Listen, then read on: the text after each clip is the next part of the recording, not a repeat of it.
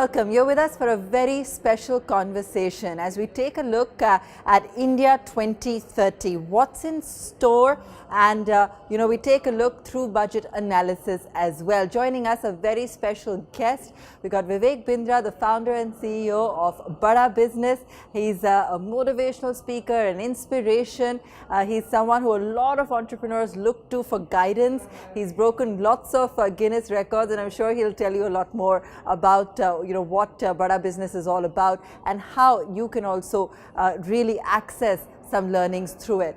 But first, Vivek, आपसे पूछते हैं कि 2019 में Prime Minister had laid out about 10 divisions for India 2030. अब आपके क्या suggestions है किस तरीके से इंडिया जाके एक सुपर पावर बन सकता है 2030 तक? What is the growth rate currently looking like? धन्यवाद आबा। फर्स्ट ऑफ ऑल आप एज एन आइडेंटिटी आप एक इंग्लिश स्पीकर हैं और फिर भी आप हिंदी में प्रयास कर रहे हैं, उसके लिए धन्यवाद। Our channel is also Hindi channel. As an identity I am Hindi speaker, तो मैं प्रयास करूंगा कि उत्तर सारे आपको हिंदी में दूं। पहला मैं शुरू करता हूं कि यूएनडीपी के ना एक्चुअली 17 गोल्स हैं। ये महत्वपूर्ण 17 गोल्स हैं। उन 17 गोल्स जो कि भारत को सुपर पावर बनाने में मदद करेंगे, उसमें से 11 में इस समय हम काफ़ी पीछे चल रहे हैं। मैं उदाहरण दे देता हूँ। हंगर है, हेल्थ है, इक्वालिटी ऑफ जेंडर है, सफाई सैनिटाइजेशन है, इसके अलावा इंडस्ट्री इनोवेशन इंफ्रास्ट्रक्चर है, इनइक्वालिटी है। तो अगर इन एरियाज़ में खासतौर से जस्टिस, पीस और strong institution in partnership with these goals, तो ये 11 एरियाज़ हैं जहां हम कमज़ोर चल रहे हैं। मुझे ऐसा लगता है अगर आप ये कह रहे हैं कि भारत को एक सुपर पावर 2030 में देखना चाहते हैं, तो पहला हमें करप्शन खत्म करना होगा। और करप्शन खत्म करने के लिए बड़ा सिंपल तरीका है कि अगर आप जजेस बढ़ा सकें। अभी right now we have about 20 जजेस per 10 lakh people, and if you can take it to 50 जजेस पर 10 लाख पीपल, तो जजमेंट जल्दी आएगा। यूएस में आप देखते हैं कि जजमेंट बहुत जल्दी आता है, 9 महीने में आता है या 9 साल में आता है। जितना जल्दी जजमेंट आएगा उतना आदमी चिंता करेगा अपराध करने से पहले। दूसरा, मुझे लगता है कि स्टेट्स को बड़े स्ट्रॉन्ग पीएनएल की तरह इंसेंटिवाइज करके ड्राइव करना चाहिए, जिससे स्टेट्स अगर अच्छा परफॉर्म करेंगे तो कंट्री अच्छा परफॉर्म करेगा। तीसरा, मुझे लगता है कि जिस देश का शिक्षक यानी कि एजुकेशन सिस्टम व्यवस्था कमज़ोर रहेगी, वहाँ दिक्कत रहेगी।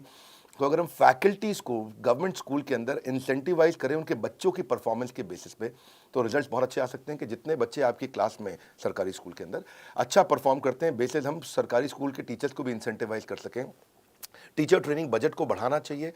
मुझे लगता है कि गवर्नमेंट ने को पॉलिसी मेकिंग में इन्वॉल्व होना चाहिए और कॉर्पोरेट को ही खाली बिजनेस करना चाहिए। Railways, airline, oil and gas को प्राइवेटाइज कर रहे हैं, इसको कई लोग बुरा मानते हैं, मेरी नज़र में बहुत अच्छा है। स्कॉलरशिप मुझे लगता है बच्चों के लिए 1 लाख करोड़ का, जिससे मेरिटोक्रेसी को हम आगे बढ़ाएं। इसके अलावा ब्यूरोक्रेट्स कभी कभार थोड़ा स्लो रह जाते हैं, बहुत इंटेलिजेंट होने के बावजूद। अगर उनको स्टिक इन कैरेट मॉडल में, उनका स्टिक तो बहुत मजबूत है, सीएजी भी तंग करता है, सीवीसी भी करता है, सीबीआई भी करता है, इतना ऑडिट होता है, इतना चेक होता है, पर अगर वो कुछ अच्छा करता है ब्यूरोक्रेट, तो उसको कोई कैरेट नहीं है। अगर वो कुछ बड़ा अचीव करेगा तो कुछ तो कोई पूछता नहीं है, कोई तारीफ नहीं होती है, तो उसको कैरेट भी देना है स्टिक के साथ साथ, वो बहुत ज़रूरी है।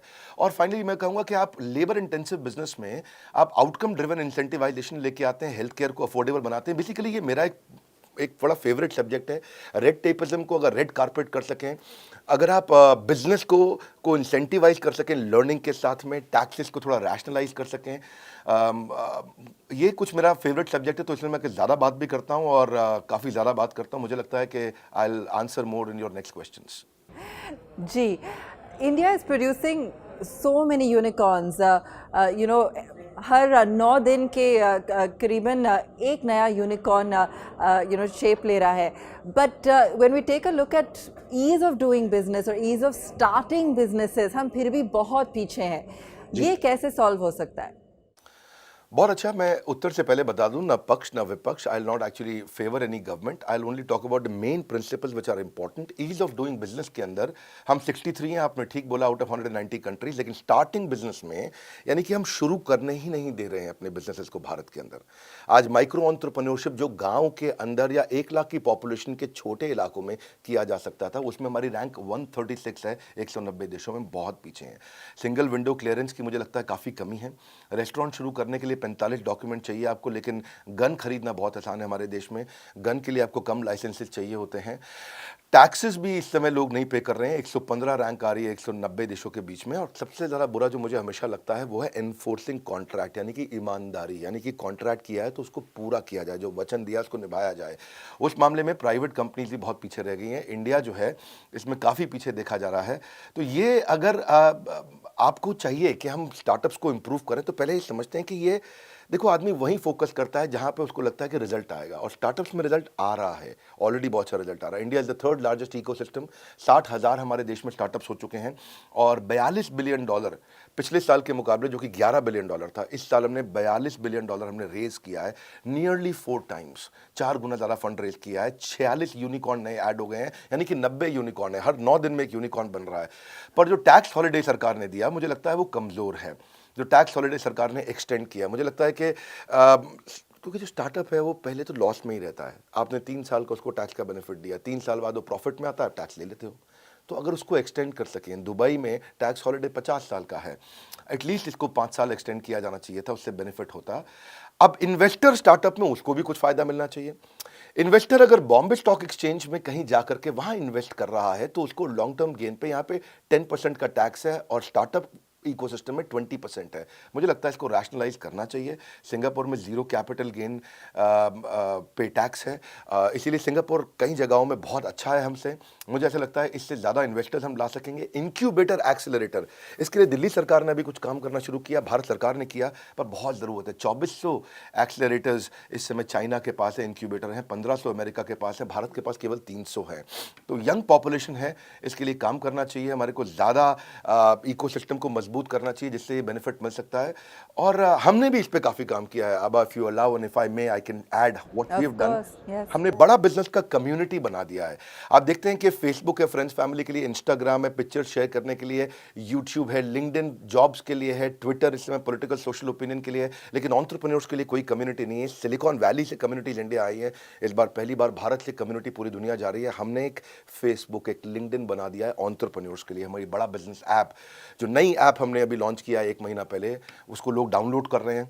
और मैं अपने व्यूअर्स को भी कहूँगा, आप ऐप डाउनलोड करिए। हमने एक ऐसा कम्युनिटी बनाया जहाँ businessman, entrepreneur, investor, startup, professors जो मैनेजमेंट के हैं, content creator, MSME, SME, solopreneur, entrepreneur, subject matter expert, यही लोग मिलते हैं। और इनको हम लोग, इनका रेपुटेशन, इनका रेवेन्यू, इनका रिलेशनशिप हम बढ़ा रहे हैं।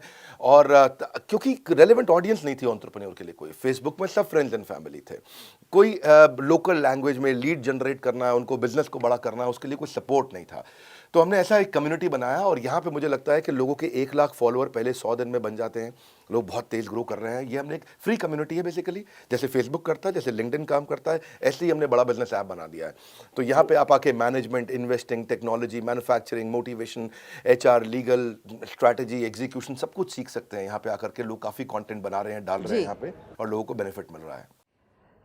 विवेक जी, बजट के दौरान ऐसे कैसे चेंजेस आ सकते हैं जो हमको इन सारी चीज़ों की तरफ और बढ़ा सके? You know, it's said that MSMEs are the backbone of the country.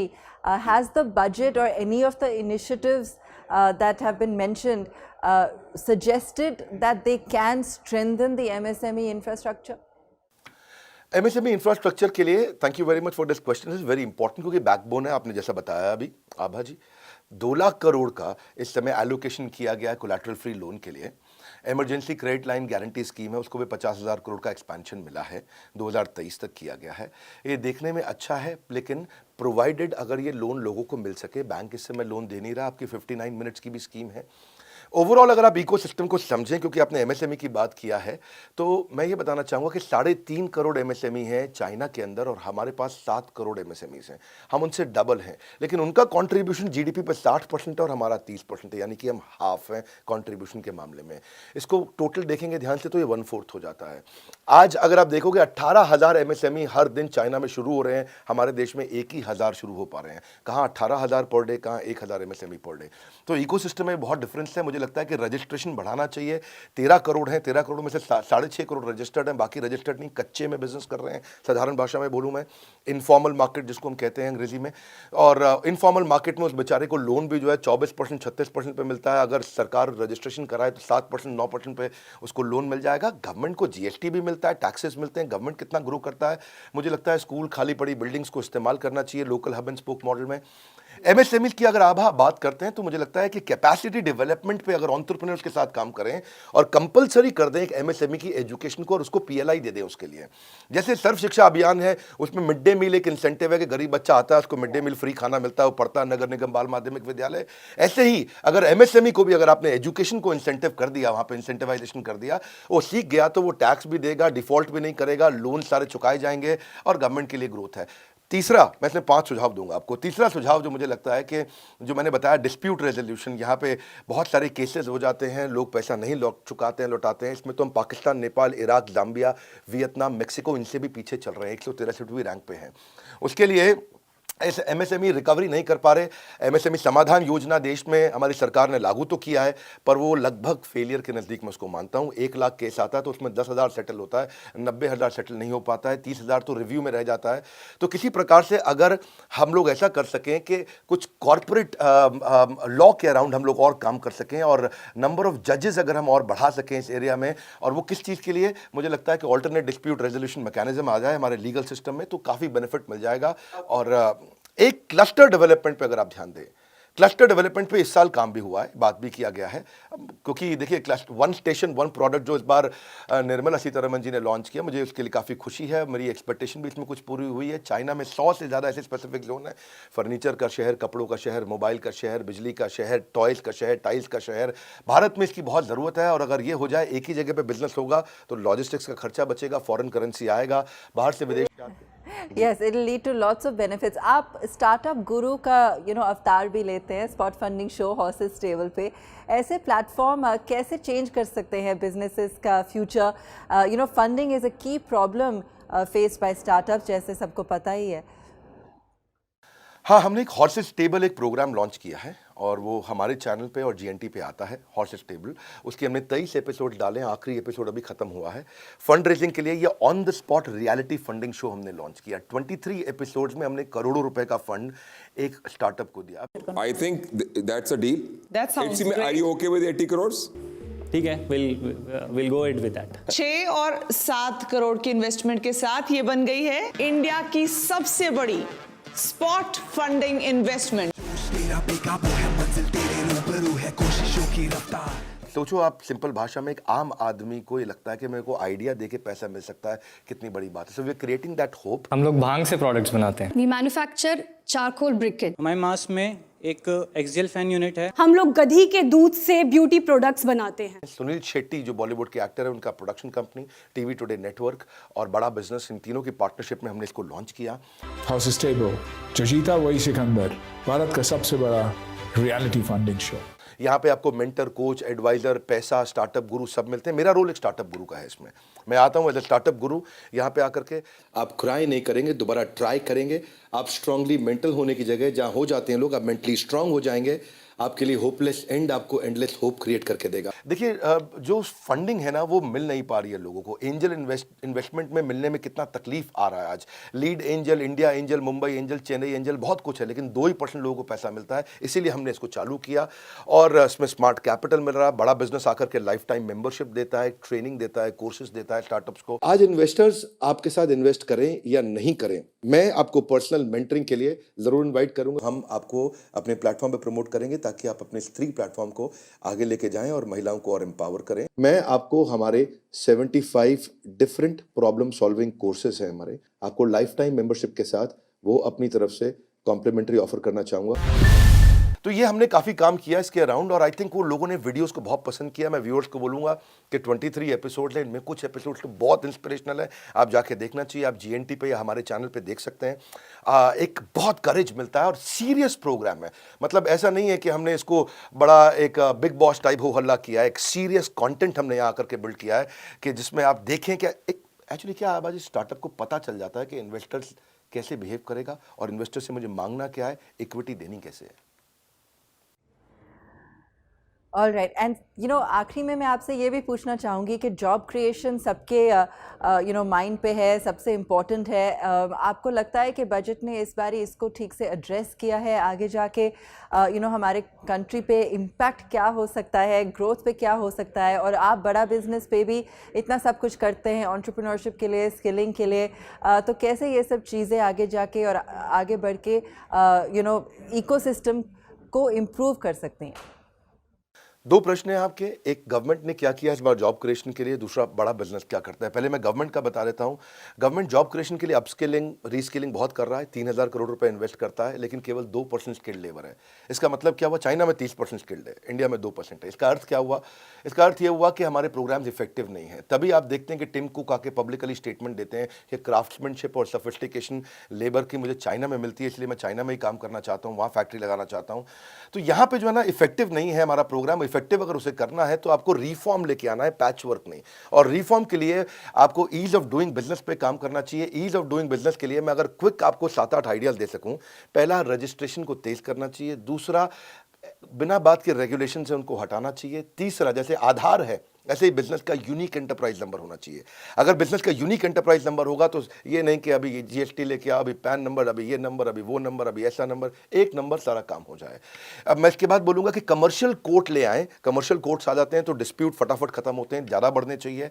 Compliance से सारे के सारे विंडोज़ पे अलग अलग ना जाना पड़े, डिजिटलाइज हो जाएं। अब अगर इंस्पेक्टर राज हुआ करता था पहले, हाँ, उसमें क्या है, आपको अगर इंस्पेक्शन भी करना है तो वो भी डिजिटल हो जाए। ऐसा नहीं कि हमारे ऑफिस को इंस्पेक्शन करने आ रहा है। सिंगल विंडो हो जाए कि एक ही जगह जाकर के मेरा बिजनेस चालू हो जाए। ऐसा नहीं कि मुझे 50 जगह जाना पड़े। लोन्स एंड ग्रांट इजी मिल जाए, अपने आप बिजनेस बड़ा होगा। और आपने पूछा हमारा क्या रोल है। देखिए, हम एक प्लेटफॉर्म है जो एंटरप्रेन्योरशिप सिखाते हैं, और इसीलिए हम इसी तरीके के शोज भी लेके आए, जो मैंने आपको बताया है कि हॉर्सेस टेबल जहाँ फंडिंग मिल रहा है। आज हमारे 100 से ज़्यादा कोर्सेज हैं। आज हमारे 80 बिलियनियर प्रोफेसर्स हैं और 500 सब्जेक्ट मैटर एक्सपर्ट्स मिलकर के पढ़ा रहे हैं, सिखा रहे हैं। 32 मिलियन का सब्सक्राइबर बेस है। सो आज 125 ऑफिस में, लगभग हर शहर में ऑफिस है, छोटे शहर में भी, टियर 2 में, टियर 3 में, टियर 4 में, जिस भी शहर का आप नाम जानते हैं लगभग हमारा वहाँ ऑफिस है आज। और 9 वर्ल्ड रिकॉर्ड्स हमने भी बनाए, जहाँ पे हज़ारों लाखों करोड़ों लोग आकर के इसका पूरा लाभ उठाते हैं। तो बड़ा बिजनेस अपना काम कर रहा है, लेकिन सरकार से हम और पुश करना चाहेंगे कि इस पर काम किया जाना चाहिए और इसको और बड़ा करना चाहिए। धन्यवाद। Thank you so much, Vivek ji. Thank you so much. Great chatting with you today. Thank you Abha, बहुत बहुत धन्यवाद। Thank you very much.